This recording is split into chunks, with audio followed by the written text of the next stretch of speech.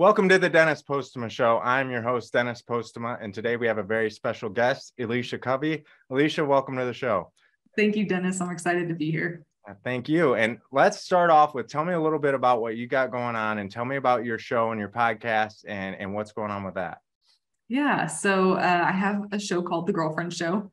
Basically, it's just me and my girlfriends. We talk about everything men, money, and mission. So if you somehow fall into one of those three, we're talking about you.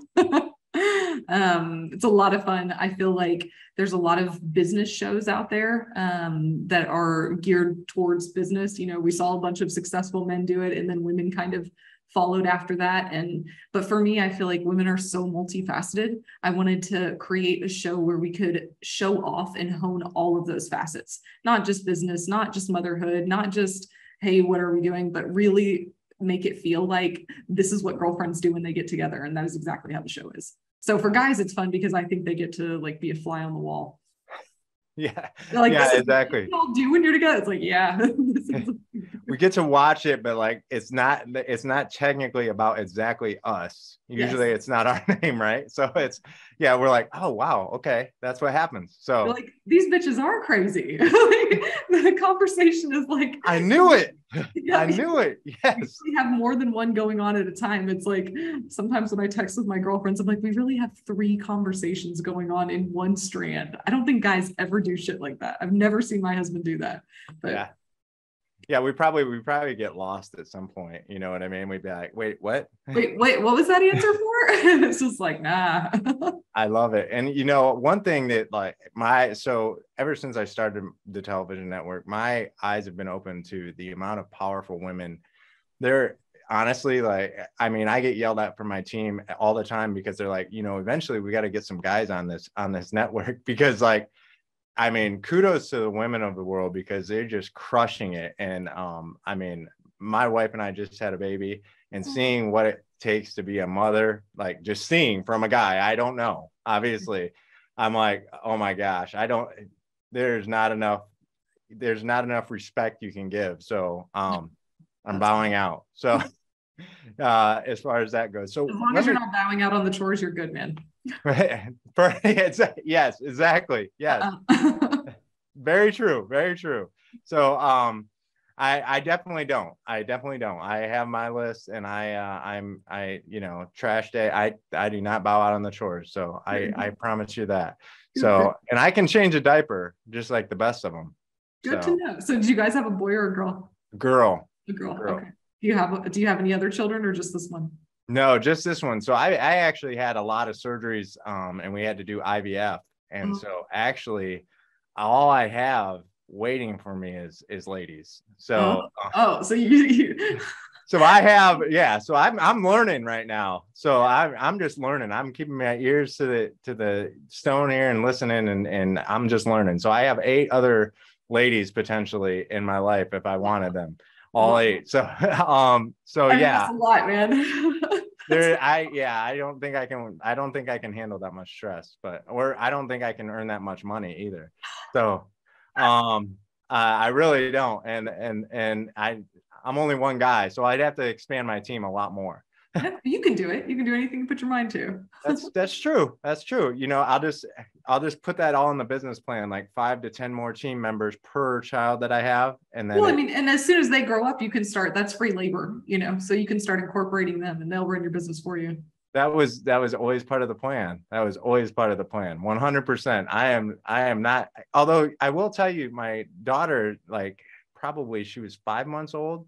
But I was wearing a company logo and she was sitting on my lap and she was going like that. And I'm like, whoa, don't knock me off yet. She's like, all right, Dad. Okay, we're ready. Yeah, I'm like, you're going to be CEO. You don't have to get rid of me now. I promise you're going to have it either way. Yeah. What are you taking it over for already? So, anyway, I definitely appreciate by all means what's going on in the world and where we're going for that. So tell me a little bit about what success looks like for you. Yeah, you know, that took me a really long time to figure out, actually, because I've been an entrepreneur for almost 12 years. And I never had a clear, like, okay, this is what success will look like for me, because every time I would set a goal, I would achieve it, and then I would feel empty.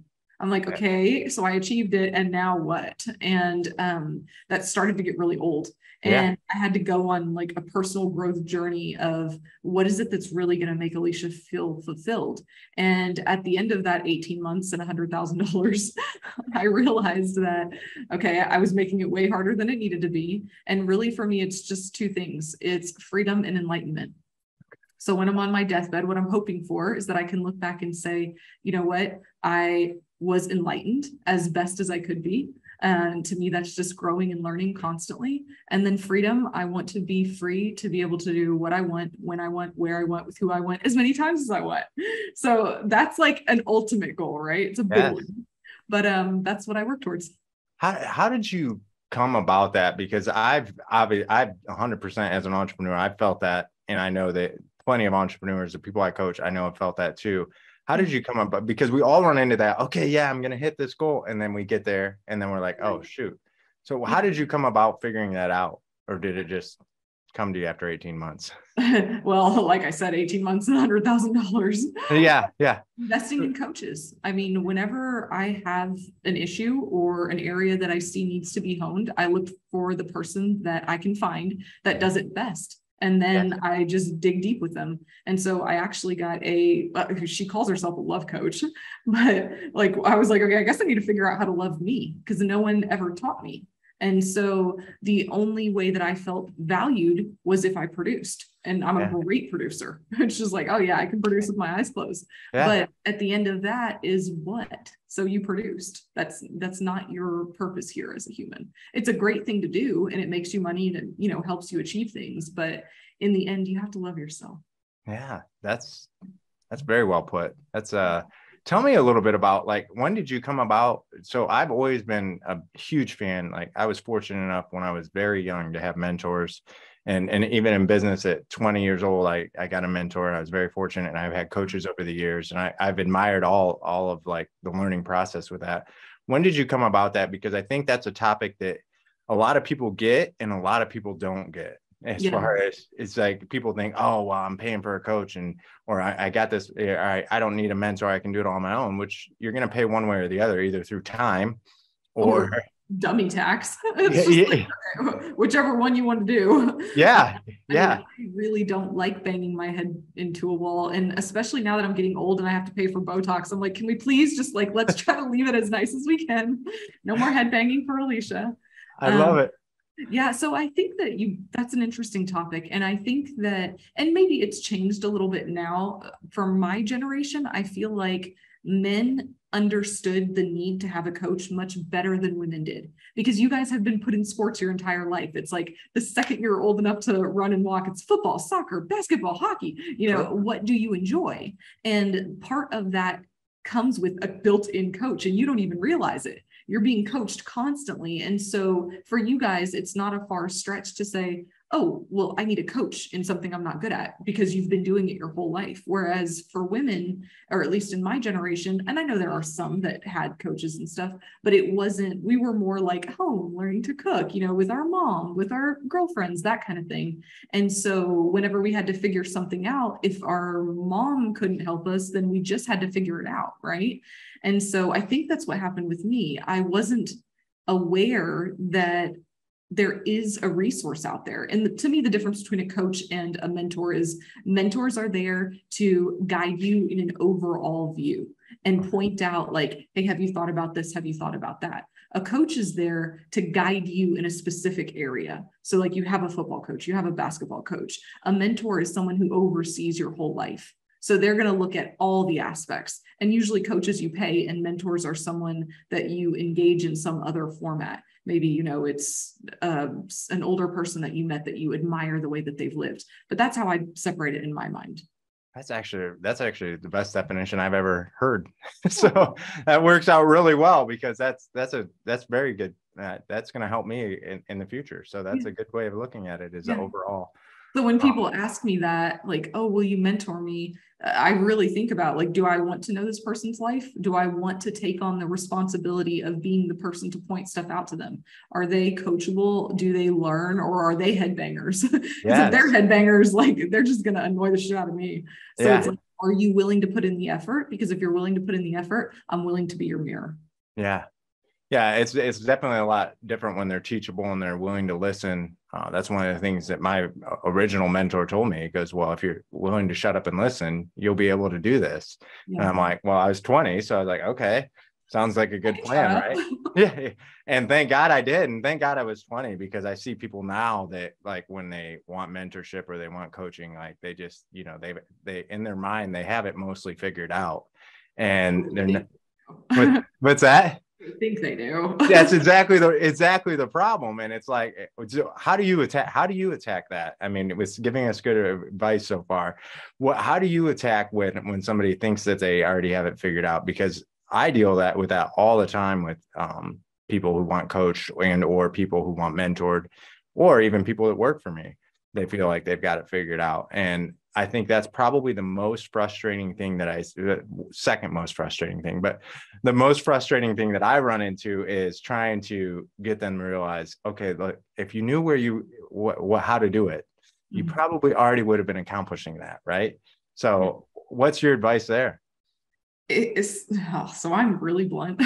Yeah. And that's just the way it fucking is. It's like, yeah. Okay, so first of all, I look for that before I accept someone as a mentee or someone for me to coach. Gotcha. I look for their coachability, because I'm not, if you don't understand that you don't know what you don't know, then we're going to have an issue.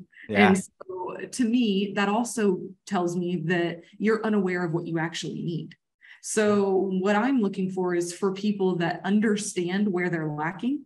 Okay, I am making $100,000 a year and I want to make $1 million. Okay, that's great. Perfect. Yeah. Because I've already made millions. So I can definitely help you with a path to that. And that's something that I tell people too. Stop hiring coaches that haven't done what you want to do. Like, that's fucking insane. I'm like, this 22-year-old who's a life coach, are you shitting me? Yeah. Life coach to who? He or she might be the sweetest person in the world, but it's like, the only person that you could possibly life coach would be teenagers. Yeah. Because you haven't lived life yet. So I think that that's a big mistake that people make, is they don't vet their coaches. Has your coach or mentor done the things that you're wanting to do? If not, then they're not a good match. But as far as bringing people in, I really don't run into that often, because I listen to what they say. I'm listening for the blame, the shame, the lack of accountability in our one-on-one call. And if I hear that, I'm just like, kindly, I don't think we're a good match, because I'm not going to beat my head into a wall. Yeah. Not worth it. The biggest blessing is being able to choose who's your client and who's not. That's one of the things that I always admired originally when I saw back to my mentor, when I saw him to be able to choose that. I was like, that's one of the biggest blessings is I saw him say, look, these are the areas I cover. Yeah. If we're not a match, then that's okay. Give me a call if you need me. If not, thank you. And a good coach will do that. And so coaching was never a thing that I was like, oh my God, I want to be a coach. It's like, I did all of these things and then people started asking me to coach them. Yep. And so, but I think that is a good coach, someone who can tell you, hey, this is my forte.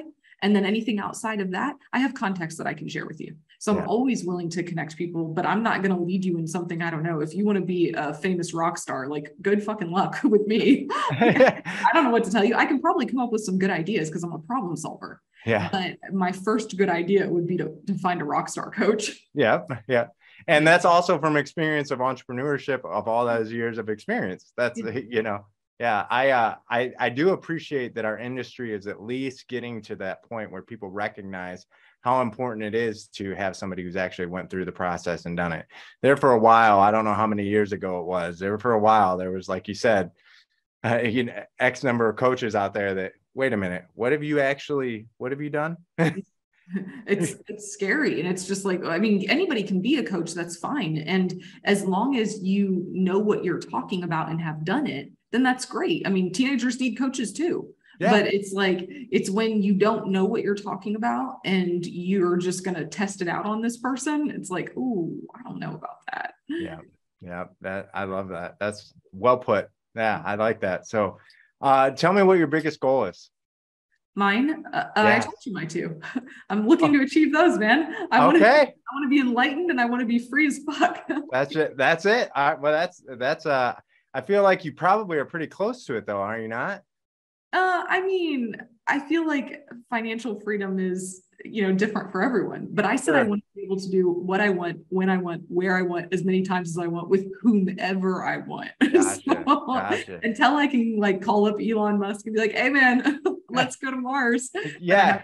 have Fair enough. Then you got a little to strive for. That's good. So, um, what are some of the things you do? Because obviously, I feel like you don't have a problem in this area. But what are some of the things that you do daily to stay confident?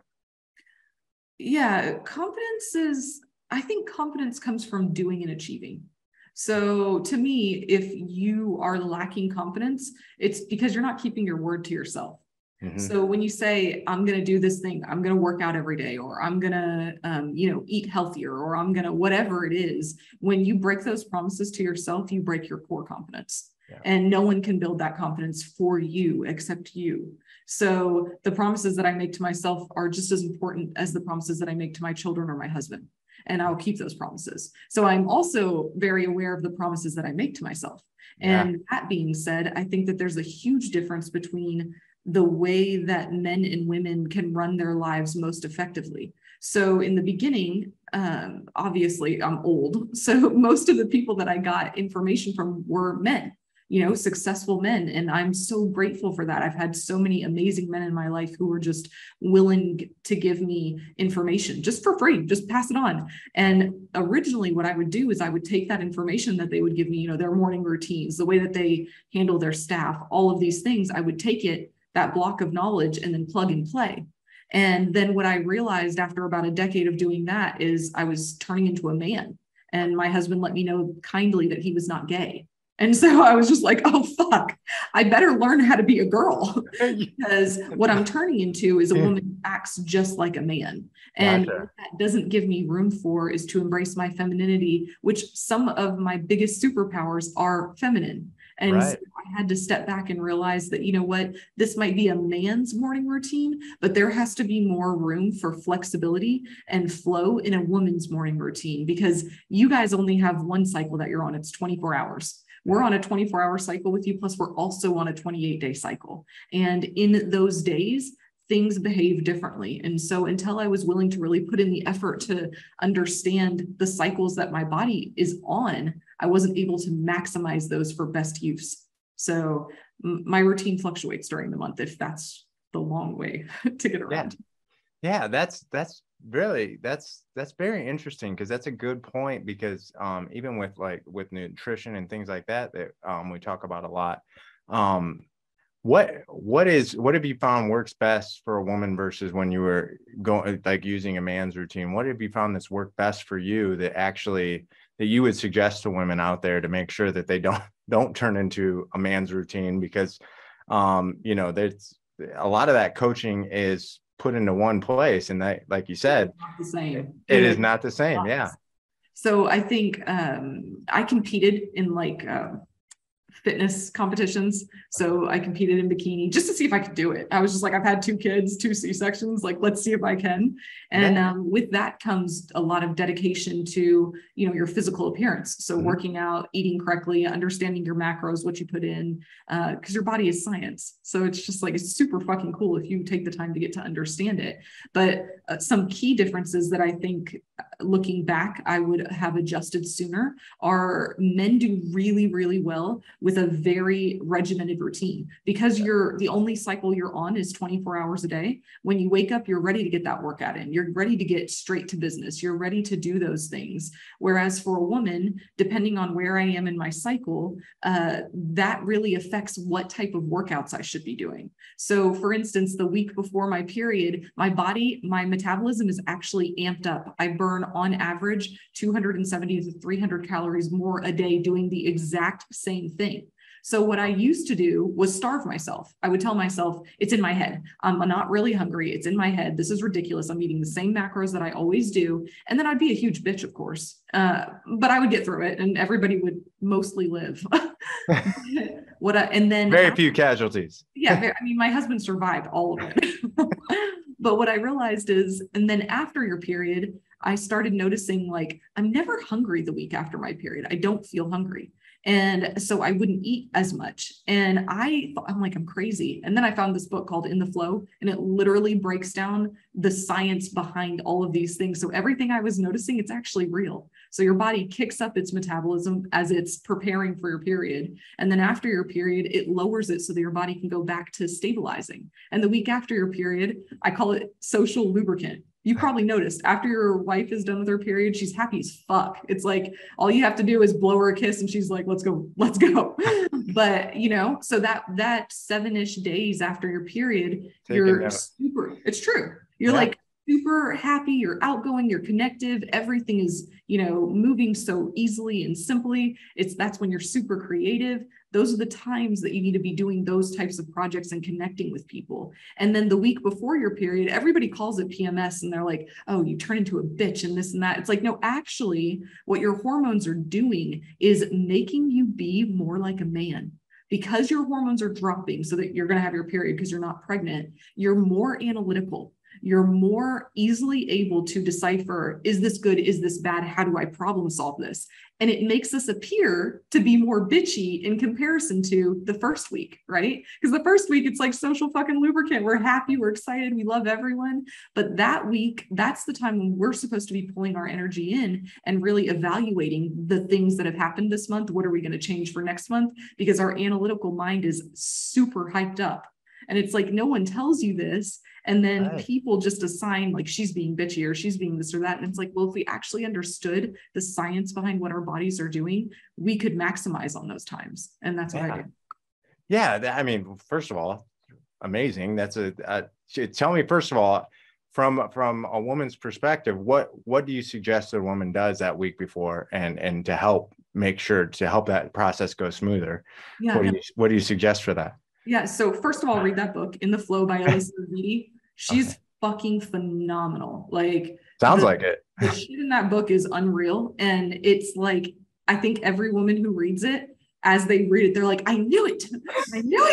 I'm not crazy. Like, I knew I was sensing these things. I knew I was feeling these things. I just didn't understand the logic behind that rhythm that we're on because nobody teaches it. It's really kind of sad. It's like, wait a minute, we're in the 21st century and we're not teaching women how to work with this cycle that they're on. We're just like, oh, fucking medicate her because she's crazy. And it's like, no, we are this way for a reason. So what I would recommend that week before your period is to really be thoughtful about what you do. Your body is gearing up to do something huge. It needs more support. It needs more food. It needs to be like a little bit more chill in the gym. So if you go to the gym and you do HIIT and you do like really intense cardio during that week, your body, because of the way that your hormones are, actually puts you into starvation mode. So those women that always bitch they can never lose that last 5 pounds, that's why they're putting in extra work and their body is literally like, fuck you. So that week before your period, you should just be lifting heavy. Everything should be slow, concentrated, heavy weightlifting, no fucking cardio. And then the next week after your period, go ape shit if you want to. But your body is, when you do that to your body, then it holds on because it thinks like you're trying to starve me and I need my energy. And then my metabolism is already kicked up. So if you're not compensating for that, your body just goes into starvation mode and saves everything. And then you can't understand. You're like, I'm so consistent, just like a man. And yet I have all this cellulite. And it's like, yeah, because we're not just like y'all. Yeah, that's so. First of all, you're right. They should be teaching that in 8th grade. Like that should be in health class. Y'all would be much happier because we would be much happier. Yeah. I mean, why? We should start like a petition for that. So wait a second. Can we teach people how to balance their checkbooks and about their hormones in their bodies? Yeah, exactly. Yeah, exactly. Let's just do some common sense things that we've decided to skip through the entire last time 100 years. Yeah, exactly.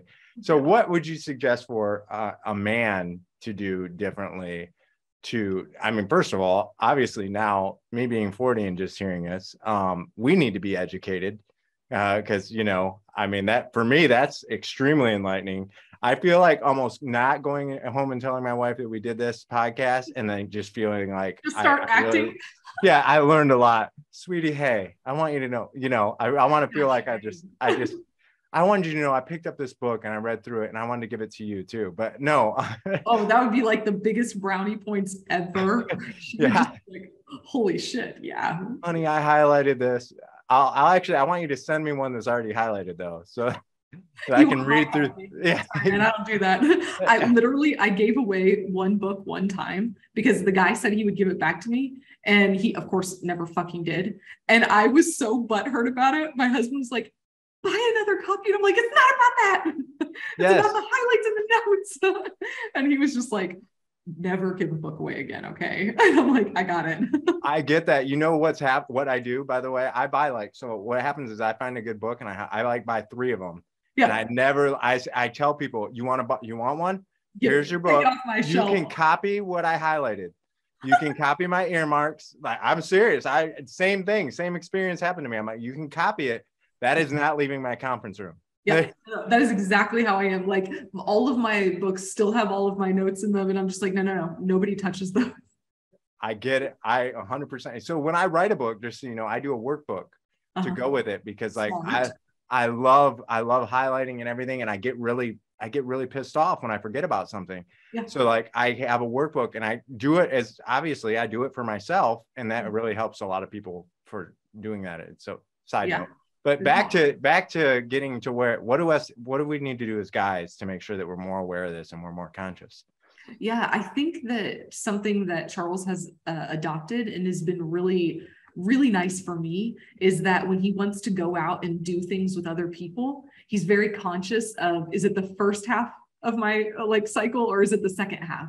And especially if he needs me to connect with them, because as women, I'm not saying men aren't connective and don't have high EQ, but women are naturally gifted in connection, right? Sure. So if it's my role to connect with people and it's the week before my period, of course I can still do it. And of course I can pull it out, but it's not as genuine as the first, right after my period for those first 7 to 10 days when it's like social fucking KY everywhere. It's like everybody's slipping and sliding. It's great and easy. And so, I think that if you just pay attention to that and then realize that week of PMS, your wife is going to be more analytical and she's going to be really thinking about what are the problems that I'm seeing? What do I need to prepare for? And how do I work through those? So if you have problem solving that needs to be done, that's a perfect time to bring it to her because her brain is just already in that.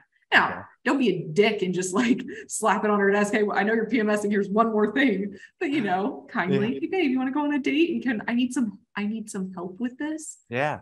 She might really appreciate that because it's calmer and it's thoughtful. And the time is there for that. Whereas in the beginning of the month, you're just excited and she might be like more energetic and more connective and she might not want to really focus on a problem. She'd rather be more creative.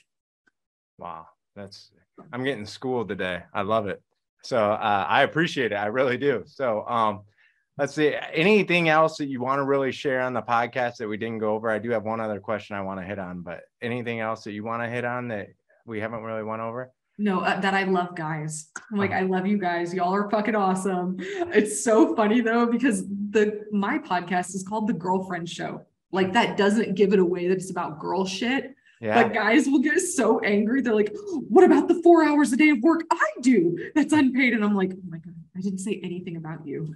It is not about you, right? Yeah, it's not about you. We love you guys. Like this is about women. And so if you'll just be flexible and open to listening and hearing, I think that's for all of us though. Can we just listen and can we just connect instead of taking things so personally? Absolutely. I agree. We all need to be empowered and move forward and really grow as individuals and, at both sexes do. And I don't worry. I already talked to your husband. We're going to start the boyfriend show. Oh, I think that would be fucking phenomenal. Except I know what y'all would talk about because I talk with guys too. Yeah, we get kicked off really fast, but no, I think it would be great. Yeah. Well, hey, tell them I'm looking for it. So, what would you tell one sentence if you could tell yourself one sentence, your 20-year-old self, what would it be? Lighten the fuck up. It's just not that serious. Yeah. I like it. I would have way less gray hairs now if I wouldn't have taken everything so seriously. Yeah. None of us are getting out of here alive.